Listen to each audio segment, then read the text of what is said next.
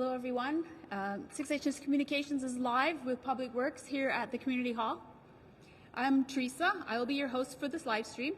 Today, we will be discussing the transportation study findings that Dylan Consultant will be presenting. I will be moderating any questions coming in off today's live stream and passing them to our presenter. So now I'll pass you over to our first presenter. This is Stephanie Burdham. Scano, hello everyone. Thank you for having us here today, and thank you for joining us on this discussion of the transportation study for Six Nations. I think we can all agree that it's something important, an important service that we need in our community. I have done planning in the community before, and on my journey of planning, I was very fortunate to be working with Dylan Consulting over the last couple of years and learning some planning perspectives. So it's been a bit of a thrill to be a part of transportation study and understanding how that works here in the community. As part of this project, it was very interesting to be a part of it in a way that I was able to engage with the community on a different level and to discuss something that is extremely important to a lot of us. With that being said, our day is laid out in a way that we are looking to provide a presentation, a little bit of an overview of some of the things that we have done in order to get us to the point where we are today. We'll have a few discussion questions in which I will be facilitating. We do invite a lot of our people who are joining us online to share any information on those discussion questions and their opinions. And then we'll get back into the presentation, share some of the results that we had, and then go into more discussion questions at that time. So again, I do invite everybody to participate in the conversation. Hope that everybody is feeling comfortable. If you feel you're having a hard time joining us and hearing what we're saying, please feel free to move forward. And if anybody online, if you have any questions, feel free to put them in the comment box. My friend Teresa here is going to be sharing that the conversation with us, and then we'll be able to respond. So with that being said, I'll pass it off to Dennis Carr for Dylan Consulting. Okay.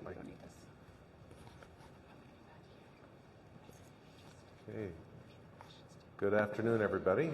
Thank you for having me here today. My name is Dennis Carr, and I'm a transit planner with Dylan Consulting, and I'm pleased to be here today to present some of the preliminary findings that we've had through this transportation study for Six Nations of the Grand River. So when we engaged in this study, there are a number of things that we were set out to do. The first was to determine the need for transit within Six Nations and to external communities. So we did that by engaging with members of the community, looking at different peer systems that are available, other transit systems that operate in similar contexts, and trying to get a better sense of if a transit system is warranted. We also identified options to provide transit solutions to the community, so we looked at various different options. And then finally, we're going to identify different funding opportunities within Six Nations and through provincial and federal grants to fund a transit service. So in terms of the project timeline, we started off this project back in October of 2022, and we started with a number of different interviews with stakeholders, as well as a community survey and attendance at community events. And really this was about trying to get a sense of the overall need for a transit service, what are the overall values, what's important to the community, and discussing several different options that we were looking at.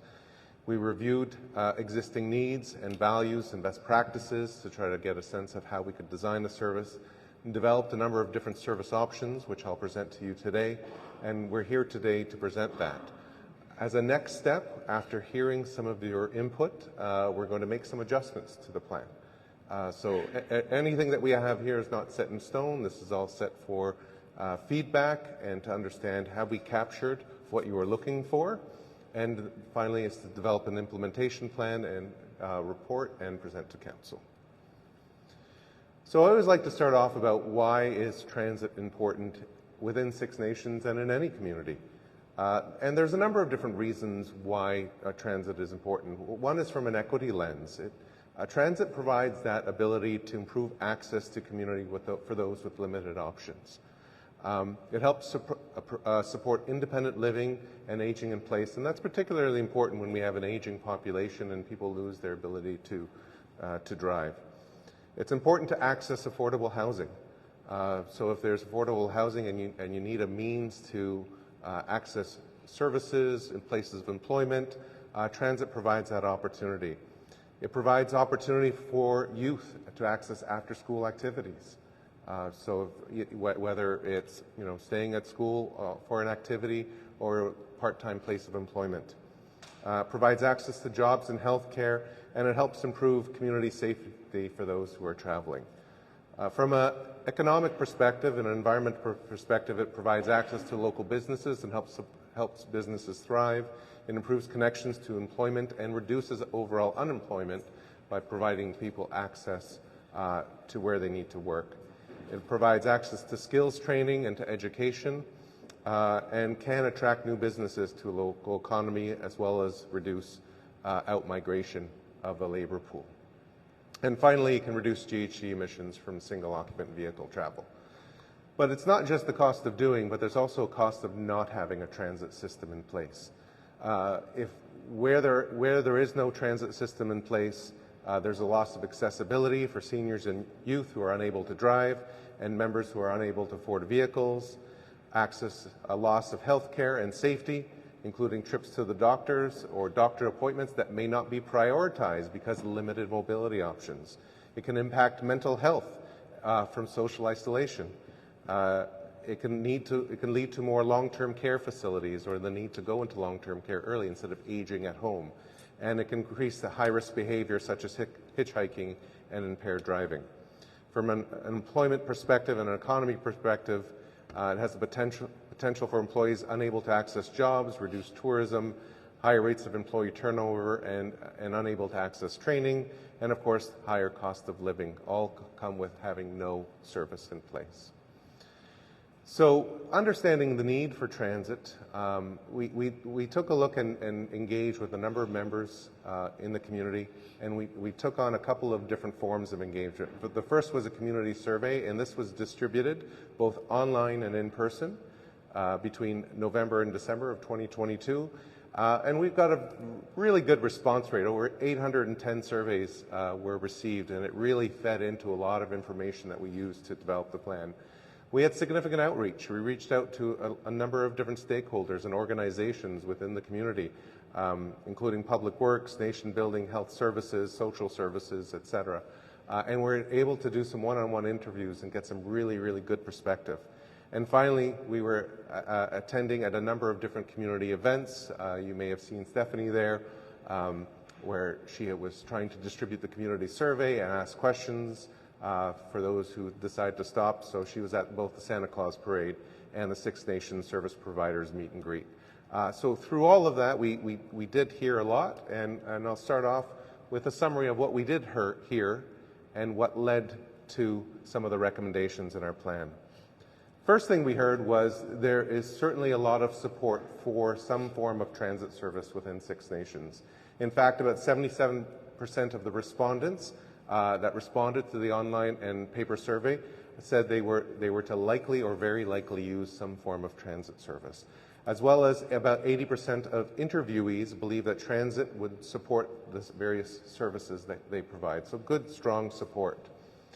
We heard about the need for transit as well. Although only 16% of the respondents don't have access to a vehicle, about 37% of those respondents had difficulty completing a trip within the last 6 months because they may not have access to a vehicle at that point in time when they needed to travel. And from the interview as well, the interview responses, very similar story. About 50% of interview respondents indicated that some or all of their clients do not have access to a car, and that transportation services would benefit their overall clients. We heard a lot of stories and about why transit is important and what are some of the challenges of not having a transit service in place.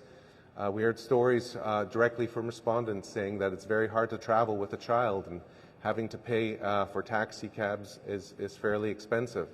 Stories that people could not get to work because their car was in the shop, and if there was a public transit service available, they could do that. Stories about gas prices being very, very high, and they could use that extra money for other things in the community. And stories about needing transportation to a medical appointment, either to drive yourself or to drive a loved one as well.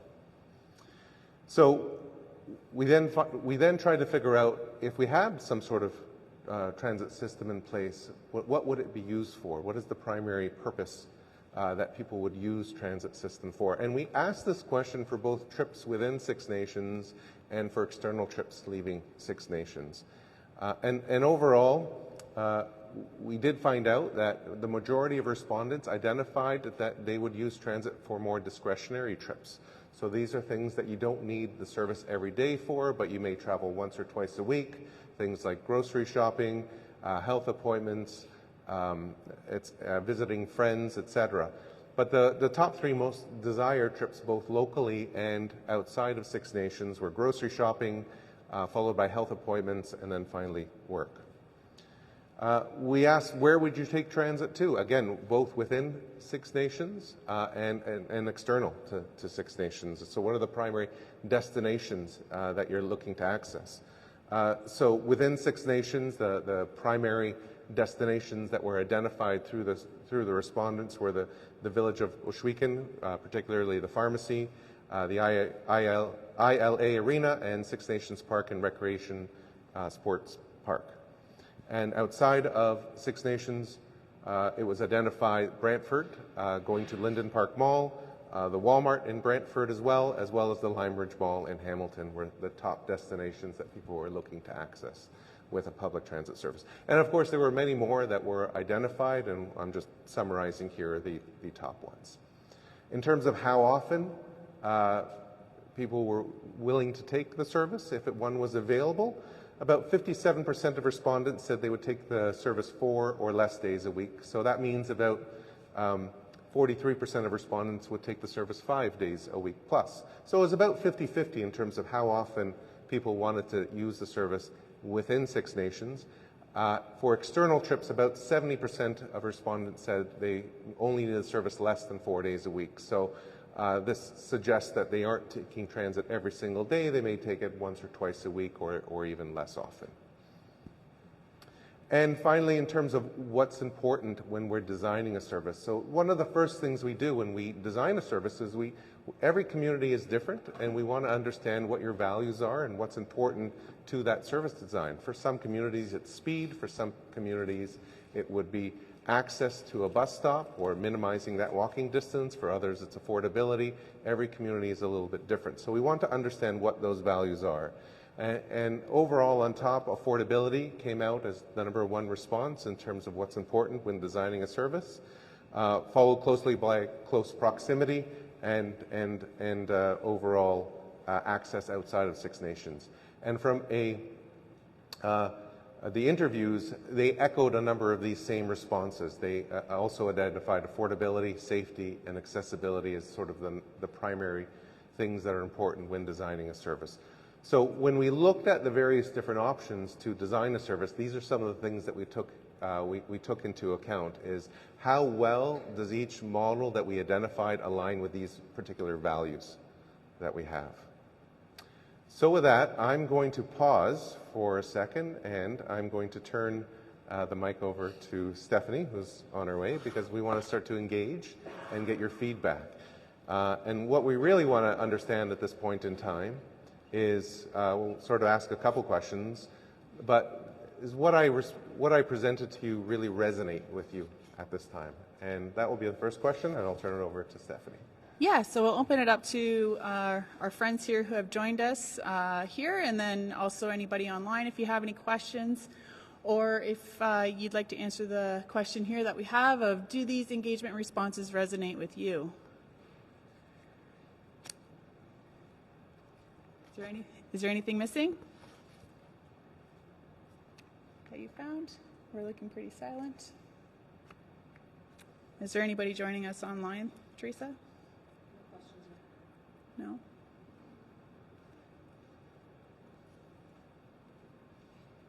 I think we have our ladies here from 2011 study. Are you finding anything here that may have changed since 2011?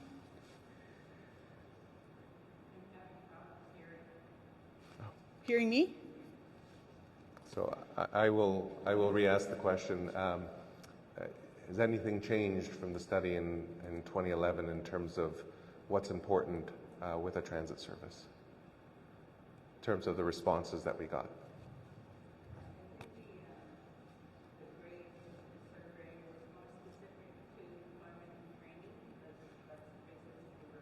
Okay.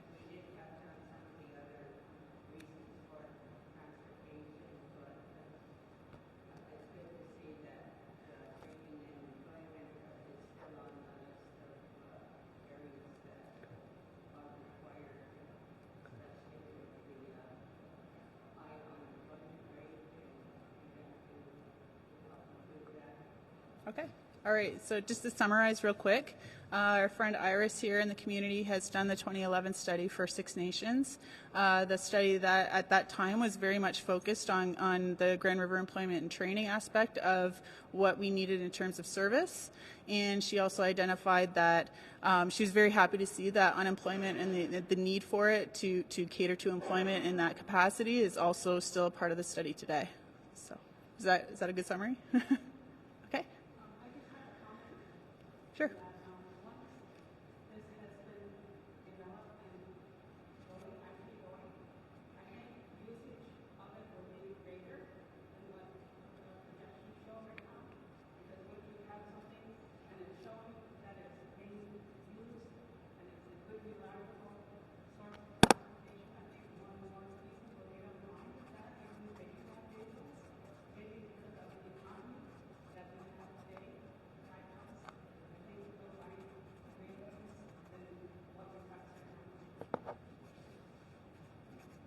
Okay, so the comment that we have here is that, in summary, I'll just summarize a little bit, but that the usage, once we have a transportation system established here in Brantford and up and running, that the usage is looking to potentially increase, especially with the way the economy is going at this time, that it is going to be something that will be more of a demand. And I think I can agree with you on that one. Yep. Anybody else? Mandy? Yep. Did we engage post-secondary students? Teresa was able to connect with some of the guidance counselors at the high schools in order to get the survey out. Teresa, do you want to elaborate a little bit?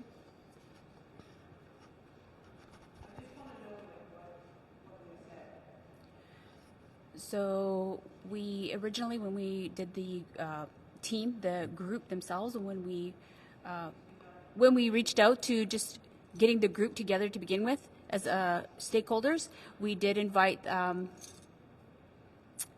forget her name, she was the education manager, and she kind of overseen that whole piece. I forget her name, Elizabeth Watts, maybe? Okay, so she did... initially was on the planning group, but honestly she did part ways with us only because she was going on maternity leave. So we did try to engage further. We didn't get too far there. When I reached out to schools, I know we did have, I believe, Assumption communicated directly with us, so they had their Aboriginal students there fill out the survey directly, but I don't see that we got response from too many other of the actual high schools themselves. But Assumption was definitely on board. We had a one-on-one conversation with, I believe, Justine at Grepsio, right? And so those were different questions. So we went right one-on-one to her just to get feedback to say, what do you think? How is it going to be beneficial? So we do have her responses built into this.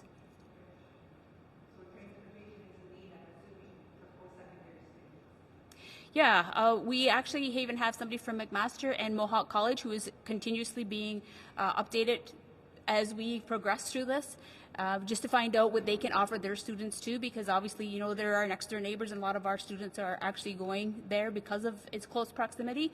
So they have a definite interest, and we keep them updated as we go too.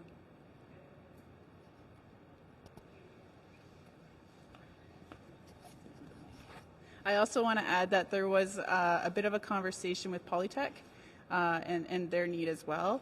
While they do have information, I want to say that they weren't able to share with us at that time, but they did say that there was a need there.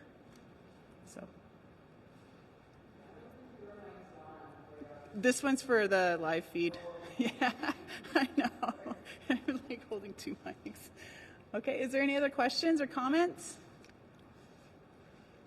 Dennis, I don't know if you want to elaborate a little bit about how, like, the study itself and like it being a bit of a, you know, kind of, we're looking at the scan and it was very preliminary in terms of what we're looking at. Certainly, and I can sort of go through that second half of the presentation to talk about that a little bit. In the and second how that, yeah. Okay, So if we're ready for that, I can do that right now. Yeah, so if there's, just to touch on this next question, is there anything that we are missing or did not reflect accurately here in this study that you may? Oh, so the question was, is there anything that that we're missing here and we didn't reflect accurately in the first part of my presentation? That's a tough question. You weren't part of this. So any surprises that you've seen, anything that kind of stood out to you that says that's probably not right, or was there something missing that you think should have been there? Just in terms of what we heard back from the community.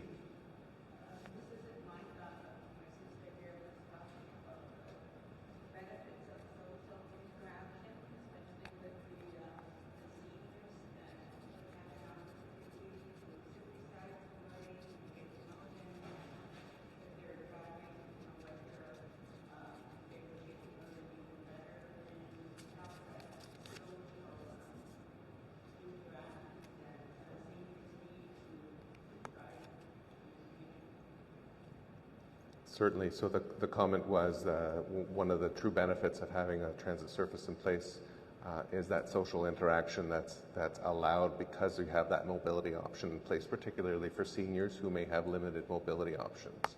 And that's certainly something that we hear time and time again, particularly in rural areas, that there are limited mobility options if you don't own a vehicle, and that need to connect with your family, friends, and neighbors. Okay. If there's no, more comment? What kind of flexibility will there be in this transportation? Like, if we look at if there's a need right away, somebody has from some, would that transportation be available to them within a half hour? Yeah. So the question was, what sort of flexibility is in the transportation solution, and if you needed a trip within a half hour, would one be available? That's something I'm going to present next in terms of the recommendations, but one of the recommendation we are looking at for a service within Six Nations is something called an on-demand service, and I'll get into a little bit about how that works. Okay. If we don't have any more questions, I'll pass it back over to Dennis, and we'll move into the second half of the presentation. Okay. So thanks very much for that feedback so far. And just before we do, Teresa, no feedback from the live stream. Okay, perfect. So again, we'll present the preliminary recommendations, and based on what we heard, what have we looked at? So the first thing we did is we looked at what is a potential expected ridership that we could get. And we looked at this based on what we're seeing in other communities of similar context and size and population, in terms of what we heard back from the survey and in terms of our understanding of Six Nations itself. And generally what we see and what we can sort of expect is within Six Nations, you probably get about 20 to 50 rides per day. Again, it typically starts off slow, and as the service grows and people become familiar with it, those ridership numbers can increase.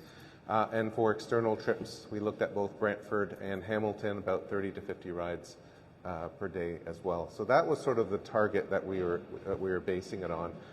And part of what we did to sort of understand what those ridership numbers could be is we looked at other communities of sort of similar size and geography.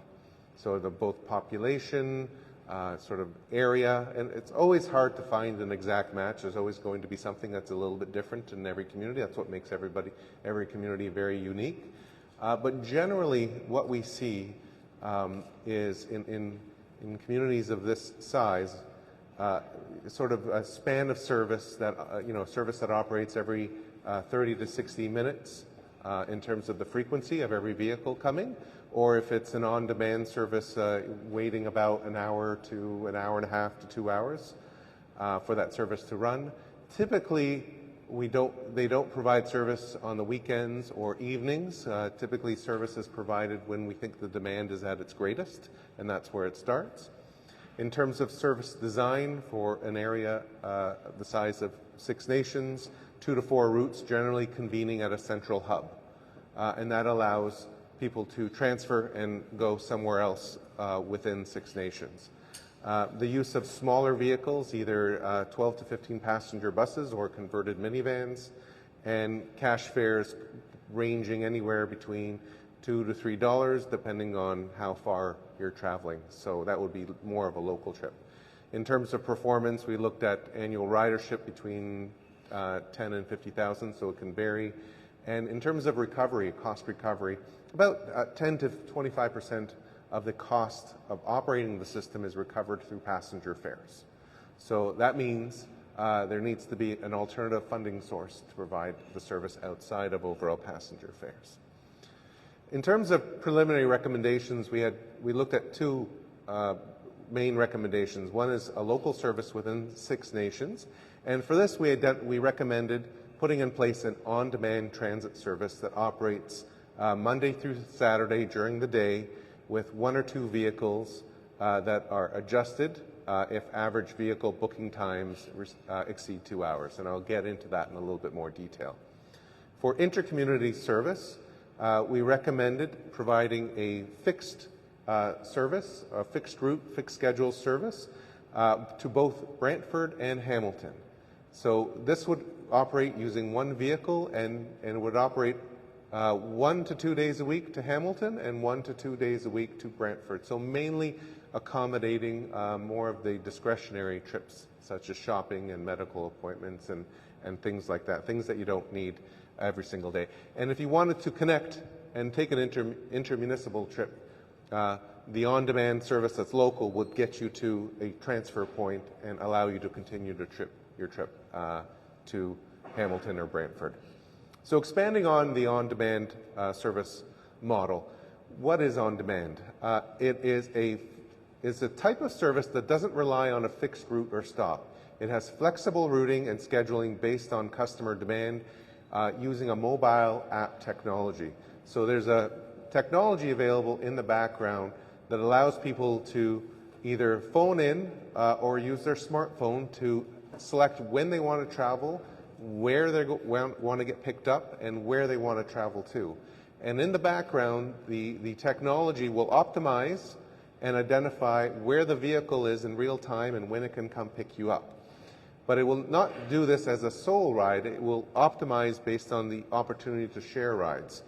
So if you're looking to go to a destination and your neighbor calls 5 minutes later, it may pick up your neighbor en route to go to a similar destination. So it's not always going to be a direct trip. That trip may veer off route a little bit. And what we're looking to do is balance reducing your overall travel time, minimizing wait time, with getting as many people in the vehicle as possible to optimize the overall effectiveness of the service to make it sustainable in the long run.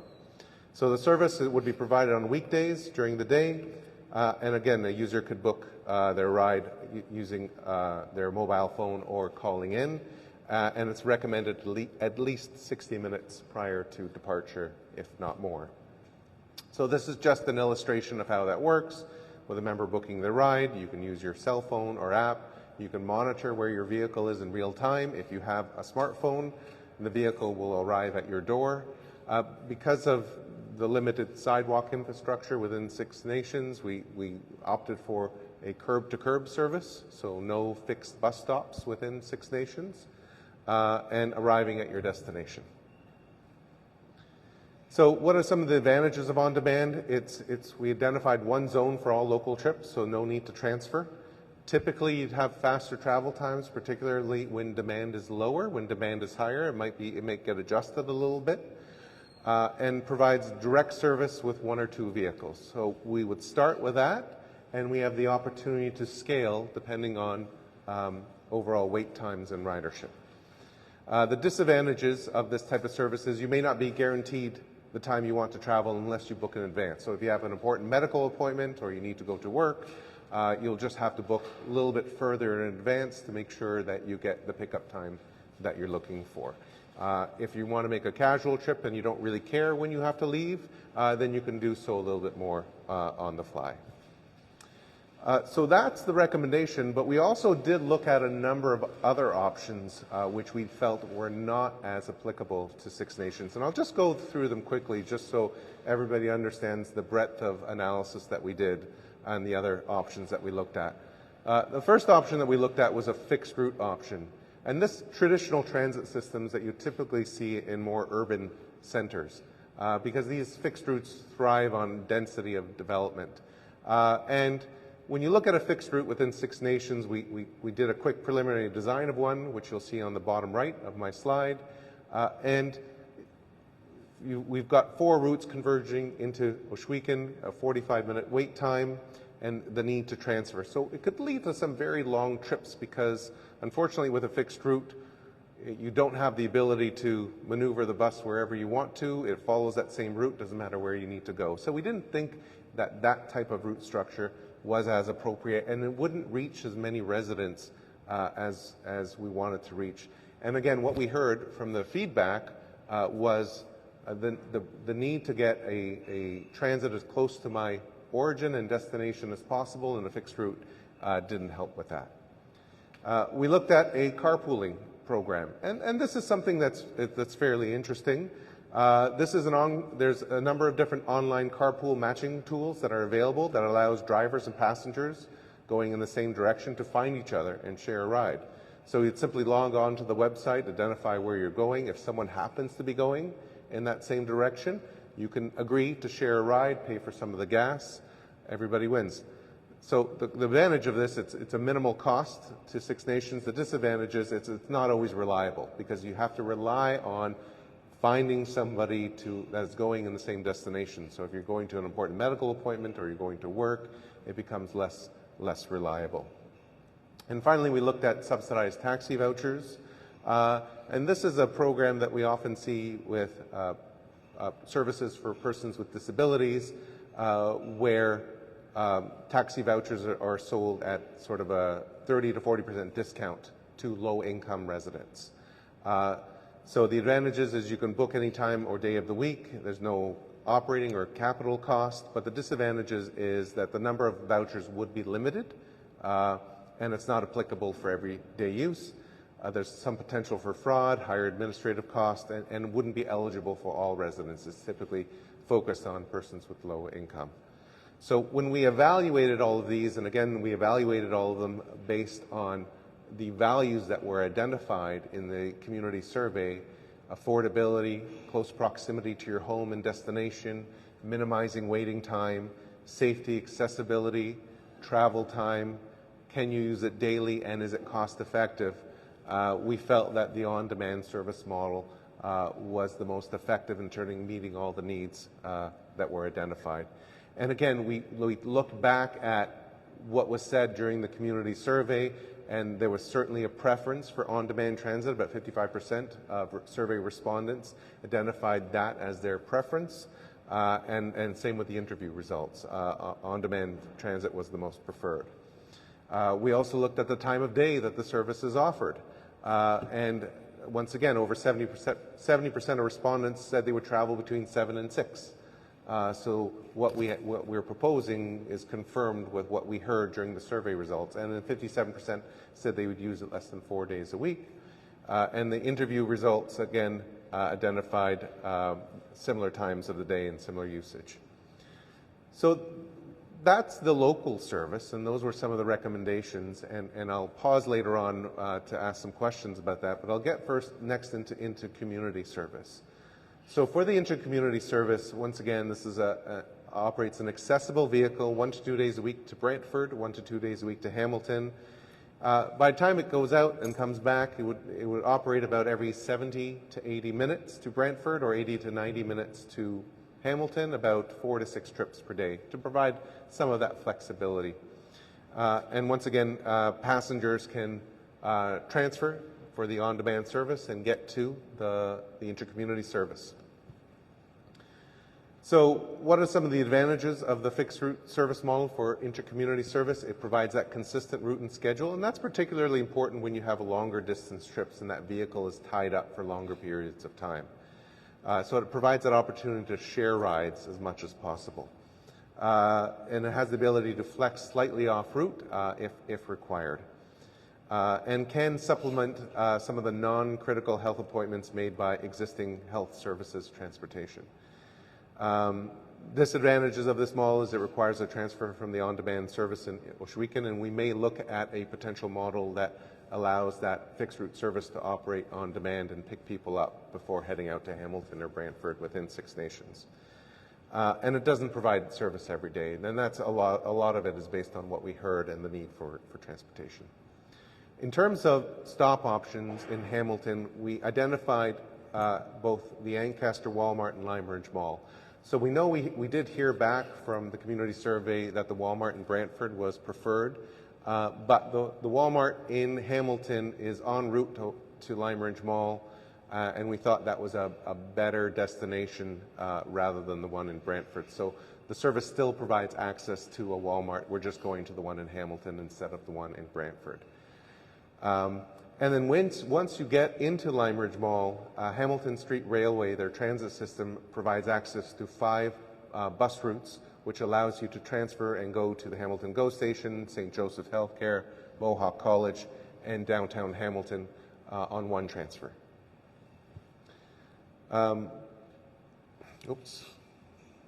In terms of Brantford options, we identified stops at Linden Park Mall, the Brantford Bus Terminal, and the Brantford Via Station. And that, again, that allows you to complete more inter-regional trips beyond Brantford and beyond Hamilton.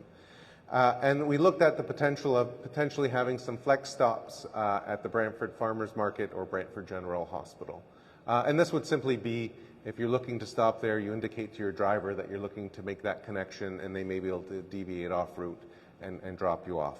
But at the Brantford Bus Terminal, you do have opportunity to connect to 15 Brantford transit routes to get you anywhere within Brantford on one single transfer. In terms of alignment with engagement results, once again, the engagement results identify that 70% of people that responded said they would travel 4 or less days a week.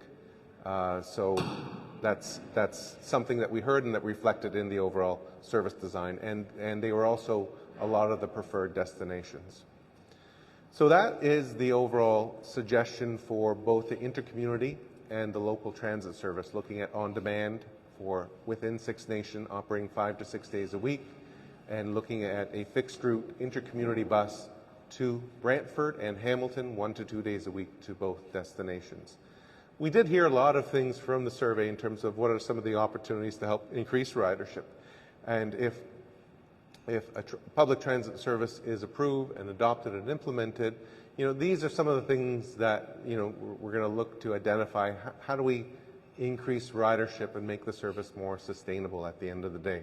And we heard a lot of interesting comments from people that participated in the survey, including, giving out transit vouchers or passes to people looking to access training programs or other types of programs to help increase the overall fare revenue of the service. So lots of different options that are available to increase service, and we'll constantly look for more of that feedback.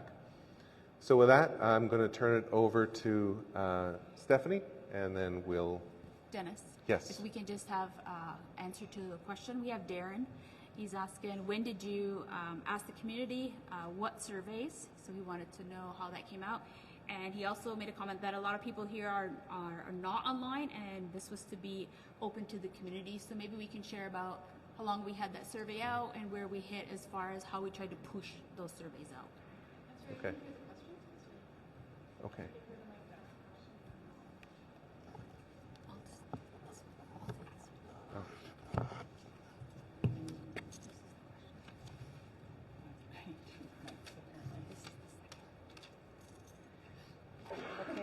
Thank you, Darren. We do have, so just to repeat his question for those in the room, is when did you ask the community and what surveys? And a lot of people here are not online, and this has to be open to the community. So we did send out the surveys were sent out in November. We were engaging through the Santa Claus Parade as well as the community organization meet and greet. The surveys ended in mid-December, and then December 18th is what we got here, yes, December 18th.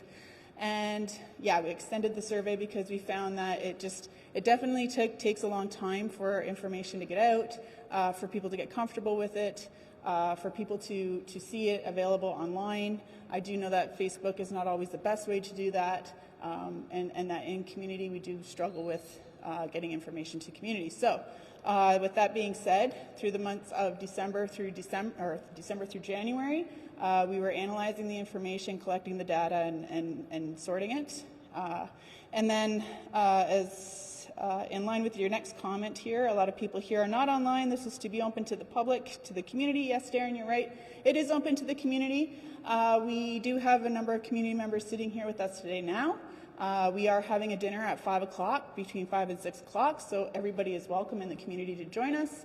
And then we are also delivering another presentation between 6 o'clock and 8 o'clock. So feel free to come and join us, everybody at home, if you are online and able to join us, or if you're not, because I know you don't have that ability to be online. But Darren, if you can share that information with your colleagues and your friends and your family, please feel free to come out and join us.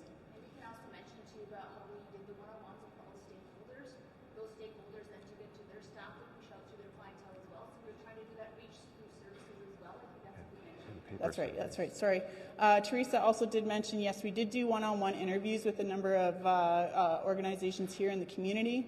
Dennis identified them earlier in the presentation. Offhand, we had health services, we had, my brain is running low. We had public works, we had a number of departments that work with community members who through the services here in the community. We also reached out to some of the organizations that are off reserve that work with our members here in the community or outside of the community that do have relations here in the community. They were also able to push the survey out through their contacts as well. And so we were able to get about 831, I want to say, in total of surveys. And so, you know, not saying that's reflective of our population here of Six Nations. I think this is a common problem that we have when it comes to engaging our members. So, you know, this is definitely something that needs to be worked on, and, you know, it's out there. We understand it as an issue. And I will say one thing, too, that for the distribution of the survey wasn't just online. We did have a paper copy of the survey available for those who weren't able to access an online survey, and that was distributed through a number of the stakeholders that we had interviewed.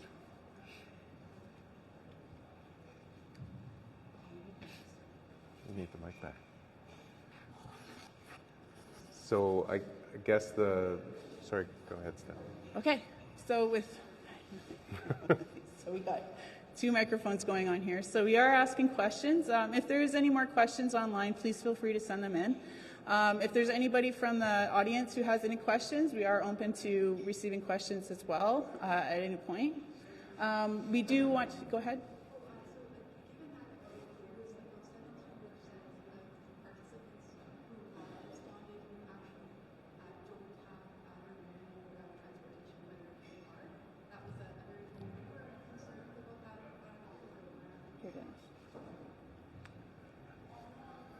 So the question was that about 17% of respondents indicated that they did not have access to a vehicle, but about, I think it was 38% indicated that they didn't have the ability to make a trip at some point, at a few points over the last 6 months.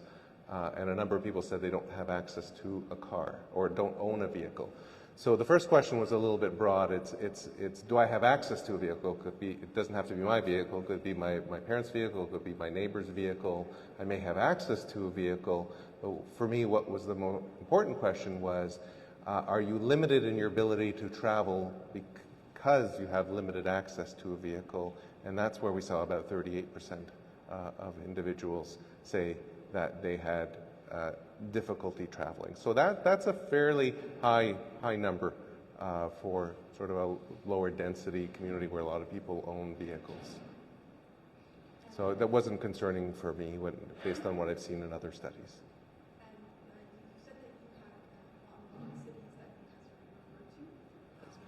There were all the cities that you had referred to kind of were these indigenous communities? So the question was, we looked at other cities that the model referred to in terms of identifying the overall ridership numbers. So no, unfortunately, then they weren't Indigenous communities. They were more rural communities within Southern Ontario. It's really a reflection right now of where we have data available on transit services within rural communities.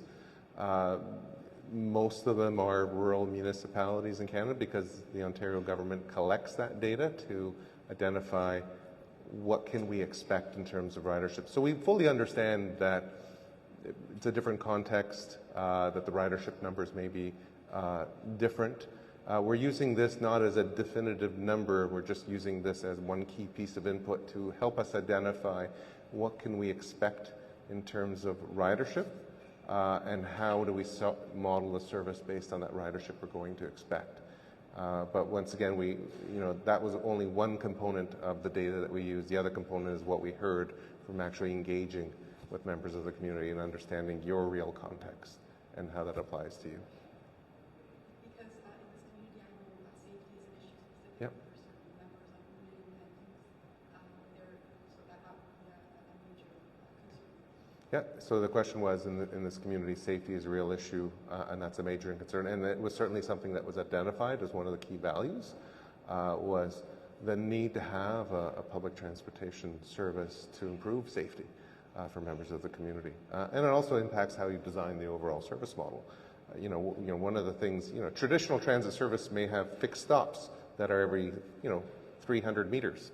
But with limited sidewalk infrastructure in many parts of Six Nations, the ability to get to those stops, particularly during the dark or during inclement weather, might pose a safety risk too. And so that led to us let's look at the potential for an on-demand model that stops at the curb of people's homes and at the destinations that they're trying to get to, just as one aspect to recognize the importance of safety within Six Nations.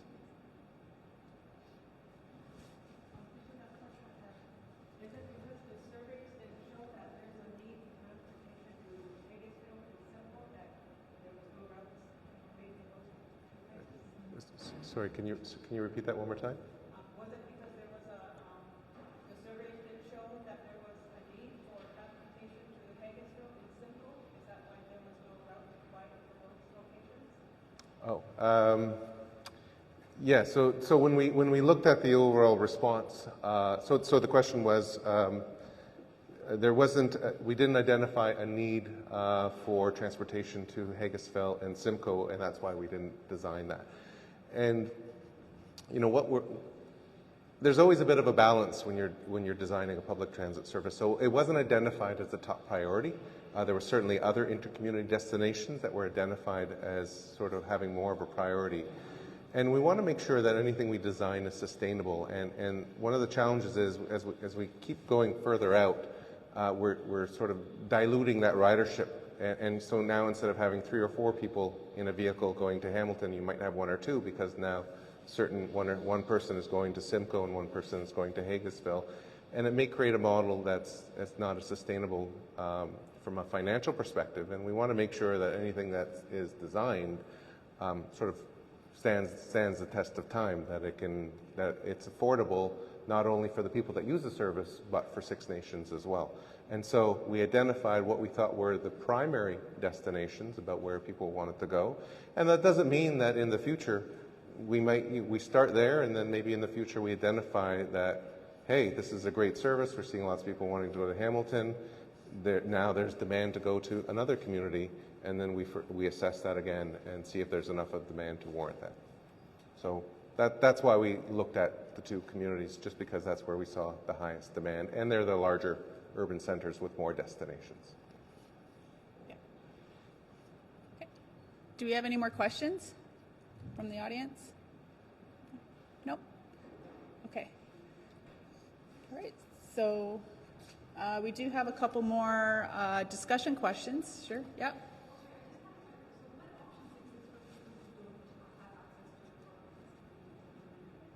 Sorry, you're going to have to speak up. I was wondering what options, like, did the survey identify for people who don't have access to a car? What options of transportation are actually available? Okay, so the question is what options that were presented that are available. So we did present the on-demand service that did, the community did identify the on-demand service as the service of choice at this point because it does pull up to the door. It does take you direct route, and as well as it's shorter route and distance. And I don't know, Dennis, if you want to elaborate a little bit. I think the question was more what options exist today. Oh, Yeah. sorry. What options exist today in the community? Currently, today in the community, we do have the medical transportation services. However, you do have to have a medical appointment. It has to be related to medical services. We do have taxi services in the community that are available to community members and do provide, I believe it was $10 we identified for the community trip within the community. Teresa, do you know of any more? I don't think I think that was... Now, other than our in-house council departments are offering right now, I think social services might offer some transportation as well. Yeah. But you're right, it has to be client-initiated to be able to access that transportation. Yeah. So there are services through council that do provide transportation, but it has to be client-initiated and it is related to programming. I think it was $10 that we found. I have to go back into my notes. For taxi, I think the taxi service in Oswego, Six Nations Taxi, is here, and it's a private owned business. It's private owned. Yeah, that's somebody in the community who has a program or running the business itself. Yeah. But I think it depends on where you're going with that. Yes, outside of Brantford, it's additional costs. Yeah, it's like a $50 cost. Yeah, I'm not sure. I can't confirm that. Okay. Any more questions? Yes. I'm not sure if you covered it, but do you think there's wheelchairs and stuff? With disabilities, yeah. So because this is more of the transportation study itself is just kind of getting more of that environmental scan and understanding about where we're at. When it comes to the implementation of the services, those considerations about disabilities, safety, the types of training that the people are going to be receiving, who are going to be engaging in the program or delivering the program, all that kind of stuff becomes part of that more implementation conversation. I can talk to them. And Dennis has more to share. Yeah. So there are a number of grant programs available that will allow Six Nations to get capital, including vehicles, and typically there's a requirement that vehicles are wheelchair accessible. So it does provide that opportunity to have sort of a service that provides service for persons with disabilities.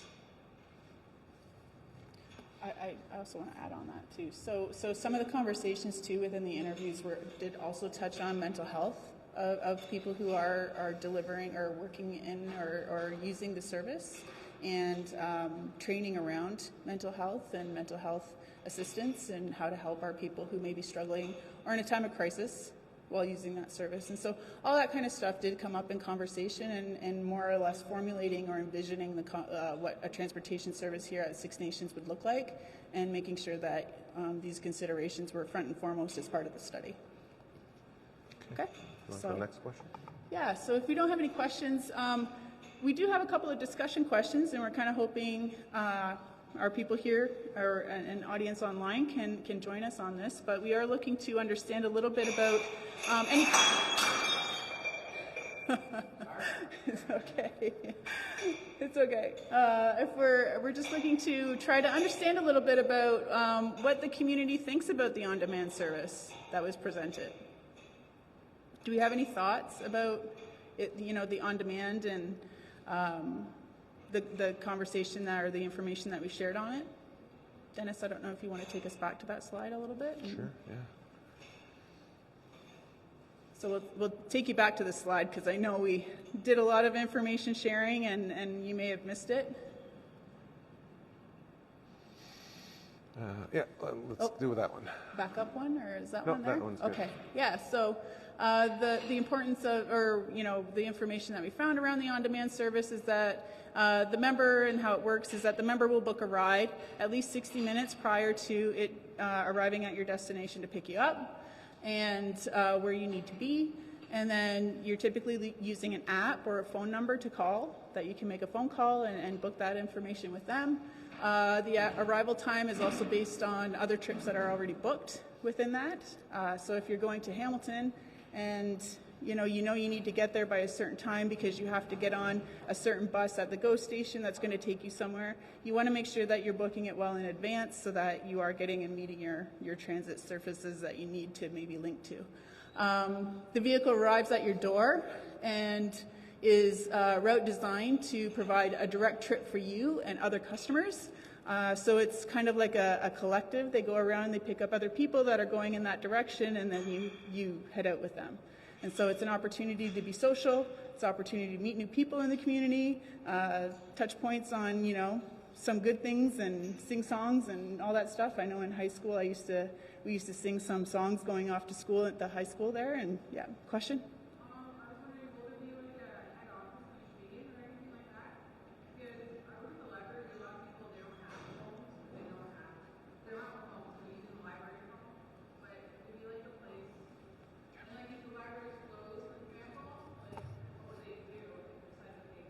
Yeah. So the question was if there would be like a hub location located in Schweigen and access to a phone, because some people don't have phone and that pay phone and those kinds of things are necessary. Yeah, sure. Dennis. Yeah, I can certainly answer that. So there are some examples where there sort of are hub locations available, and typically it could be a library, it could be community hall, it could be a seniors organization where people can go and sort of book their ride and register for their account. And typically it would either be a phone or you'd log on to a computer to sort of book your ride. So those are implementation sort of details that we still have to work out, but we have seen that in other communities, so it certainly is possible. Okay. So back to our question. Is there... I'll go to the next one. Is there any questions about the on-demand service and the transit as a transit solution for Six Nations? Is there any comments? Does the Six Nations community, or do we here at Six Nations feel this is probably the best option at this point? Okay. Teresa, do we have anything coming in online?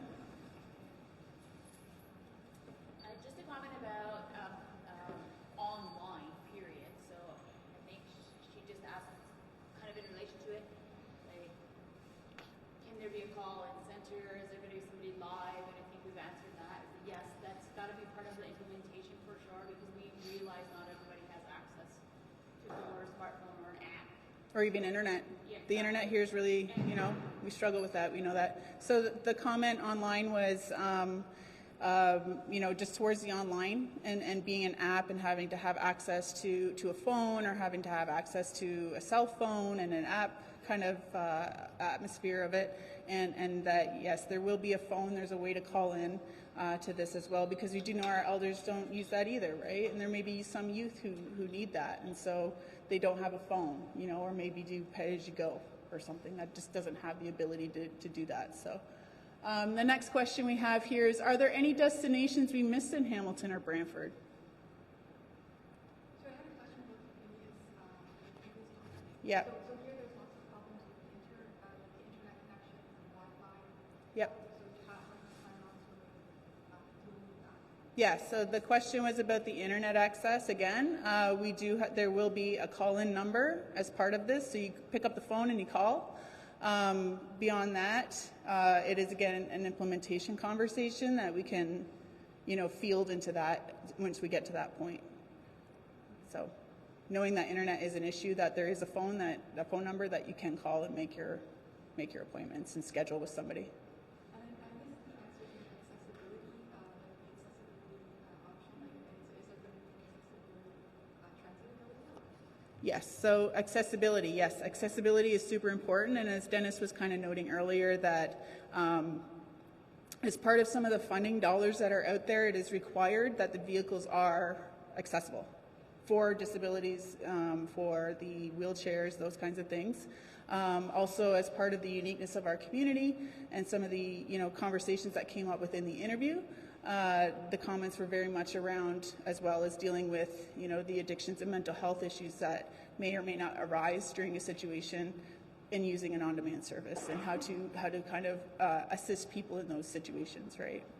So those kind of questions were very much a part of the conversation and a very much important part of transit. Yeah. So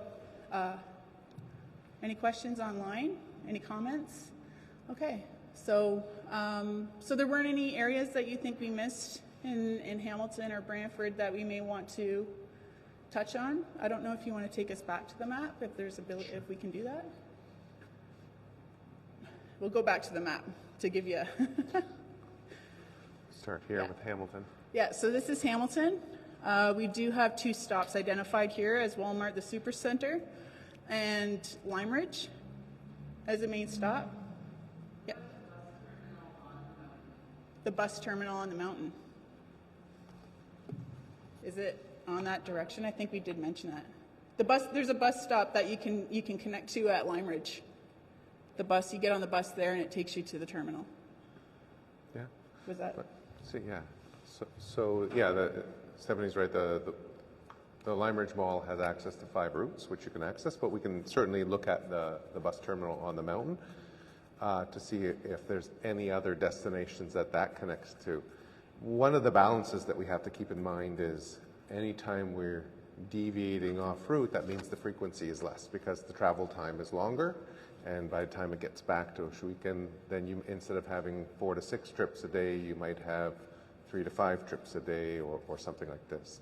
So we're trying to find that balance between making sure we access the destinations that people are interested in to make it as convenient as possible, while allowing the route to come back and pick up more people and make another trip to provide that flexibility in terms of how many times a day that service goes to Hamilton. So we can certainly look at it and see if it's significantly off route. Besides transferring to other parts of Hamilton, is there a particular destination at the bus terminal that you're interested in connecting to?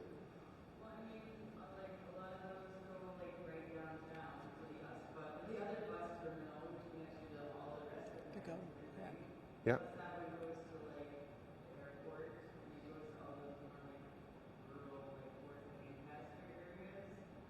Okay. Yeah. So the downtown terminal.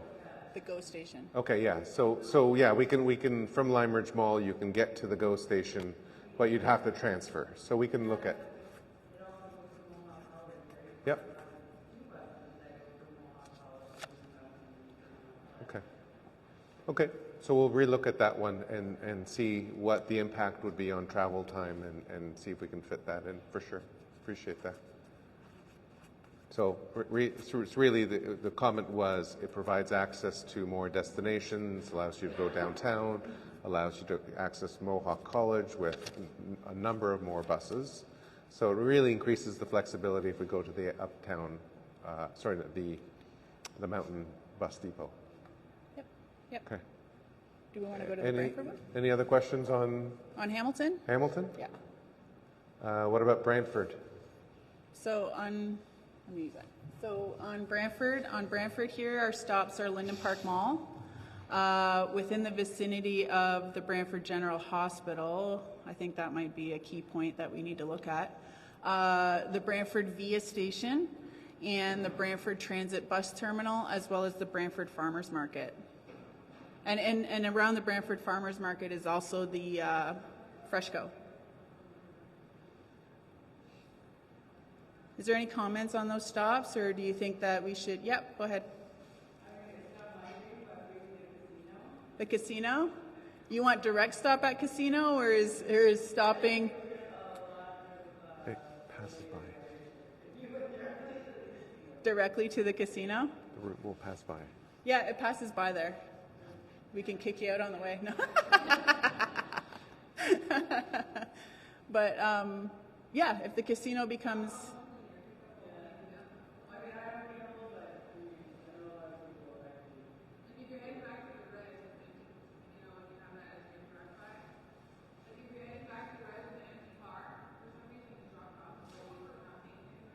Oh, sorry. if the vehicle's empty coming back from Brantford, you're saying that would it be extra to just pop by the casino and pick people up? Is that it? It's all pardon what we're saying? Yeah. Yeah, it wasn't like a heavily identified stop, but if it does become something in near future where people are utilizing the service a lot more and wanting to go to casino and making sure that, you know, I'm leaving tonight at 6 o'clock, I'd like to hit the casino, make that a stop, it can definitely be added as part of that plan, right? So And I think my apologies. I said that it passed by. It was the bingo. It passes by, not the casino. My apologies. the casino, the bingo is what it passes by, is what he was saying. So bingo too, right? I think something that we need to keep in mind too when it comes to these routes here is that they're kind of preliminary, just to kind of give you an idea, and that the needs and the demand of the community could ultimately change these. So they're not set in stone. It's something like just to kind of give an idea for costing and what we're looking at, and making sure that once the service becomes of more use, that we're able to build on it, right, as a community, and make sure that it's getting out there. Yeah. Question? For family members located in Hamilton or Brantford, are they able to access this application coming out of the reserve? Yep. And how one-way transportation? One-way transportation. Yeah, instead of say coming from the reserve and just dropping off at Bradford and not coming back to the reserve, is that correct? Or do they have to be sure they come back to where they source this? Yep, okay. We have two questions here. We have one is, what about family members who live, you know, not in the community and live outside the community at Hamilton or Brantford? Are they able to jump on the transit service? Yep, that is definitely the conversation. The point of having us is being able to also connect with our families, right? It is super important. You know, one thing that we did identify, that didn't get identified in the survey, but did get identified through conversation, was, you know, Erie Ave community in that area is very common for people to have family. There's areas in neighborhoods within Hamilton where a lot of our people live as neighbors and stuff, and that they would like to have access back to the community. And so that is very much part of the conversation, that they can jump on the transit and be a part of the community in that way and join us in our services here. The other question that you had, remind me. Can people travel from Hamilton to? Is it just a one-way transit solution? Yeah. If you would just want to jump on and head to Brantford and then maybe not jump back on again, that's fine too. Yeah.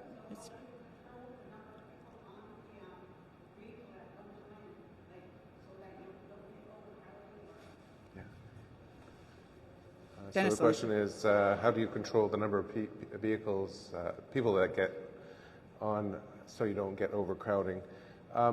You can make it a reservation-based system where you sort of identify that you want to travel to make sure that there's a seat available for you. So that's one way we've seen people or other areas do it. Is if we fear that it's going to become overcrowded, you reserve your seat on the vehicle. And if it's traveling, 3, 4, 5, 6 times a day to Hamilton, if one vehicle is full, you may just go on to the next one if you're able to. So, and it would be a two-way return service. So starts off in Ohsweken, goes to Hamilton, drops people off, picks anybody up in Hamilton in those stops and takes them back to Six Nations. So someone can start their trip in Hamilton in the morning and end up in Six Nations if they want to visit family and friends or come for another purpose.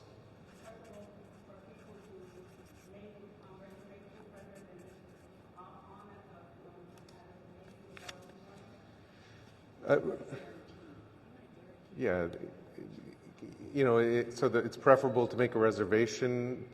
Yes, it provides that guarantee that the seat's going to be available to you.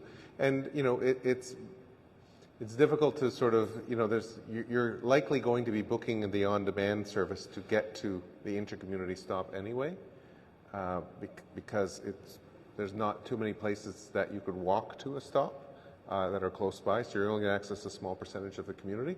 So we're making that reservation anyway, and now all we're doing is making that reservation from the on-demand service to the intercommunity service to make sure that there's enough people. And then we're also control it by getting the right size vehicle. So if we think the demand is there, we're going to get a slightly larger vehicle to accommodate that demand. So it could be a 10 to 12 seater with space for a wheelchair or two. I like your thinking, though. You're already thinking we're going to be crowded. Yes. So Very positive thinking. Yeah. We had a question in the back.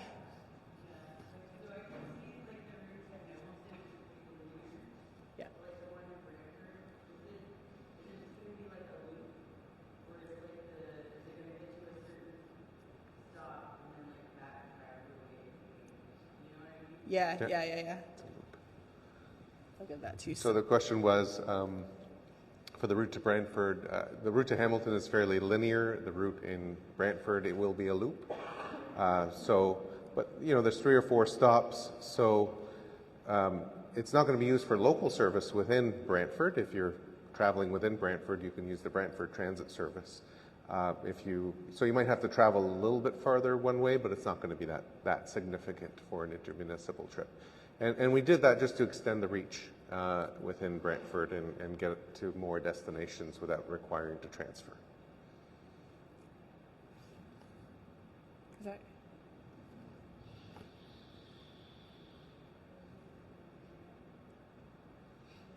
So, another question.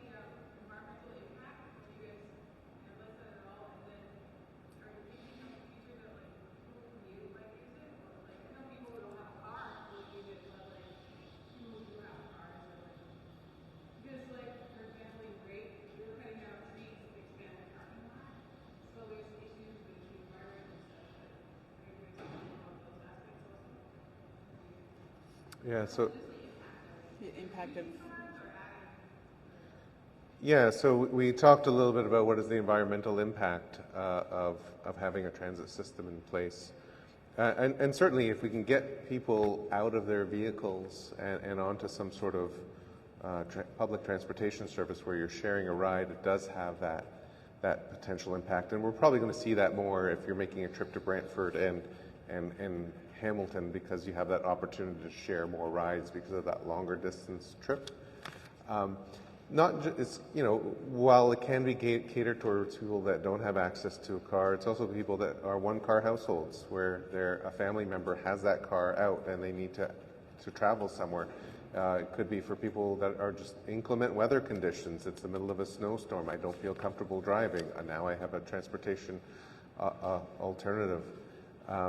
Or maybe it's I've decided not to buy my child a car when he or she turns 16 because there's a public transit service available and they have that mobility option available. So there's going to be some shift in behavior when it's in place, which could lead to some sort of environmental benefit, for sure. Yeah, in terms of planning for parking lots and stuff like that, that's part of the planning conversation in the community when there's development taking place, and if they're adding services or buildings and those types of things. You know, if the demand starts to drop, could said parking lot here at the arena be used more for green space, right? And those kinds of things. So that's all part of future strategic conversations in terms of development and planning within the community, I think. But it's definitely super important to consider, right? I find just in my own planning work and experience that parking spaces aren't necessarily planned, you know? Not always planned, and not always planned appropriately, and not always planned according to the future trajectory of what may be happening. If we as a community start to move, you know, if we decide to get the on-demand service and it's an electric vehicle, right? Or if it's, you know, do we have the services to provide? Do we have the infrastructure and community to provide that? and what sort of impacts does it have. The parking lots then and of themselves are like, will they become irrelevant at some point? I think that's more, that's a big conversation in the community I think that we should have. Is there any more questions?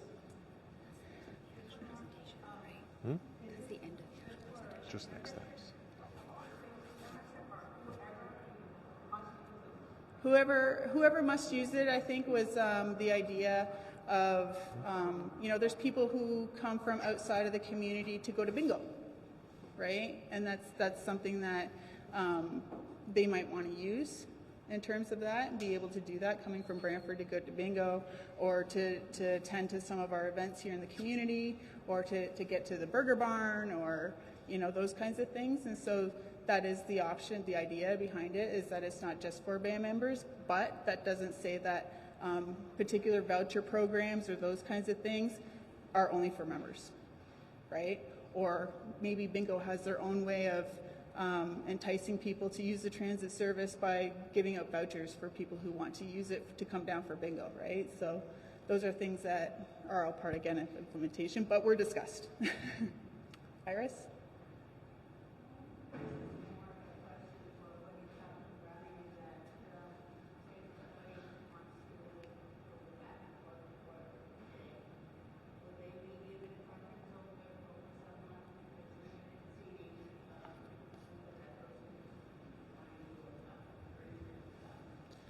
So the question is, if someone is using the service to go back and forth for work every day, will they be giving preference to someone who's going to go shopping? Typically not. Like the system optimizes the trips. So, but if you do need to go back and forth every day, you do have the ability to pre-book rides in advance if you know you're leaving every day at 8 o'clock or whatever. And if the trip is available, it will accommodate you. So more notice you give, the more preference you have. So if you know you have to be somewhere at a certain time, then you sort of give that notice. And if we find that waiting times are getting high because there's a lot of demand during a certain time, then the on-demand service has the ability to add or subtract vehicles to accommodate to that demand. So we sort of monitor, see if waiting time continues to increase. If it does, then we target a vehicle during that period to minimize the waiting time. Or maybe we switch to a different service model that can accommodate more people. So lots of different options.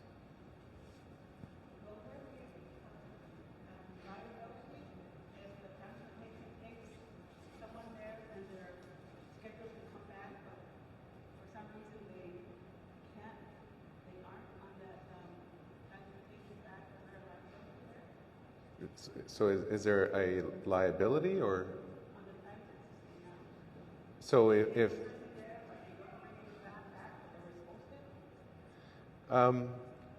so is there liability if they take the person there but they don't bring them back?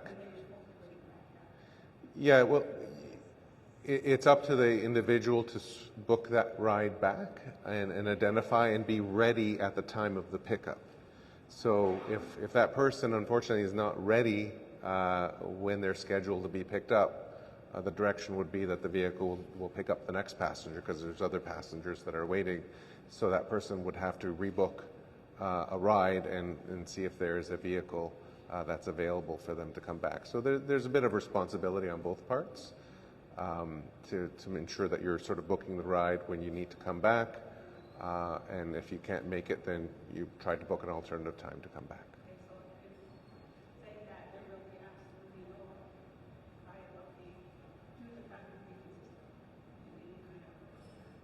So the answer is there's no liability to the transportation system. Not in any of the public transit systems I've worked with. There's no liability back to the public transit system if they miss a ride. And it would be the same for anything that you take. If you order a taxi and the taxi doesn't show up, we strive for a good on-time performance. The system will strive to get people there on time. That's just like anything, any type of service that you take. And it's more, for us, it's more about the reliability of it, because having a reliable system builds trust in the system and builds that ridership. If you don't trust the system, you won't use it. So, you know, the systems and processes in place are there to help build that reliability of the service. Okay. I think we have time for one more question. We didn't anticipate so many questions. This is great. This is exciting. We do have a number of questions here that we're hoping to continue to engage on at some point, but the online is shutting off. Our live stream is going to be shutting off soon. We did have a question in the back.